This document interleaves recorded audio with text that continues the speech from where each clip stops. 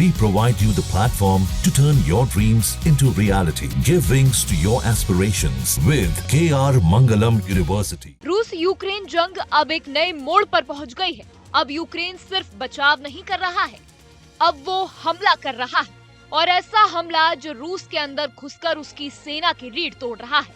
1 जून 2025 को यूक्रेन ने रूस पर एक खतरनाक और जबरदस्त ड्रोन हमला किया है, जिसे नाम दिया गया ऑपरेशन स्पाइडर वेब। इस ऑपरेशन का मतलब था दुश्मन को उसके जाल में फंसाकर खत्म करना, और यूक्रेन ने बिल्कुल वैसा ही किया।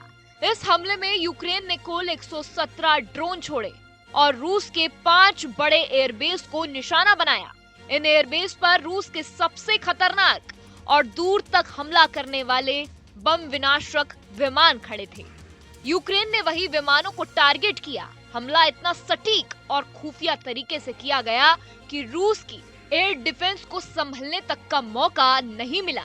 रिपोर्ट्स के मुताबिक 41 से ज्यादा रूसी लड़ाकू विमान या तो पूरी तरीके से तबाह हो गए हैं या बुरी तरीके से खराब हो गए हैं।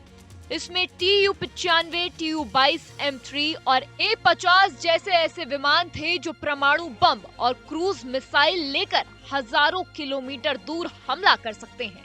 यूक्रेन की खुफिया एजेंसी SBU का दावा है कि इस हमले से रूस की रणनीति ताकत का करीब 34% हिस्सा खत्म हो गया है।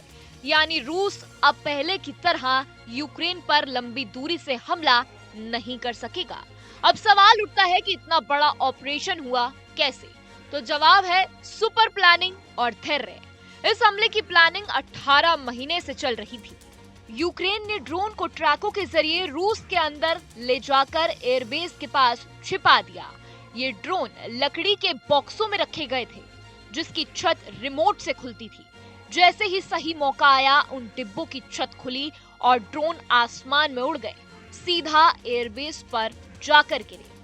रूस को कानो कान खबर नहीं लगी। ये हमला रूस की खुफिया और सुरक्षा एजेंसियों की बड़ी नाकामी साबित हुआ है।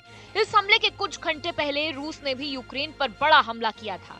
472 ड्रोन और मिसाइलें दागी थी, जिसमें 15 यूक्रेनी सैनिक मारे गए थे और 60 घायल हुए थे।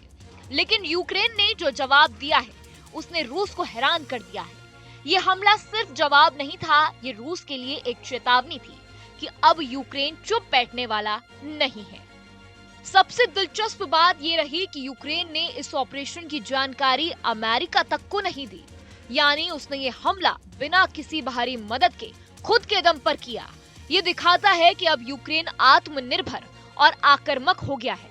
अमेरिका और पश्चिमी देशों ने यूक्रेन के इस कदम को बहादुरी बताया है, लेकिन साथ ही चिंता भी जताई है कि इसे जंग और भड़क सकती है। अमेरिका के राष्ट्रपति डोनाल्ड ट्रंप ने रूस के राष्ट्रपति पुतिन को खुली चेतावनी दी है कि अगर उसने अब शांति की राह नहीं पकड़ी तो और कड़े प्रतिबंध झेलने होंगे।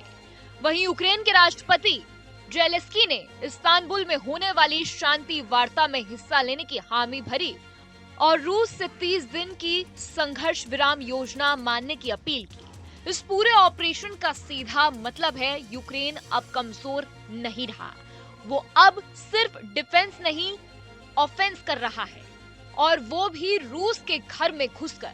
ऑपरेशन स्पाइडर वेब यूक्रेन का अब तक का सबसे सहमी और खतरनाक हमला था, जिसने रूस की सैन्य और मानसिक तौर पर झंझोड़ दिया है।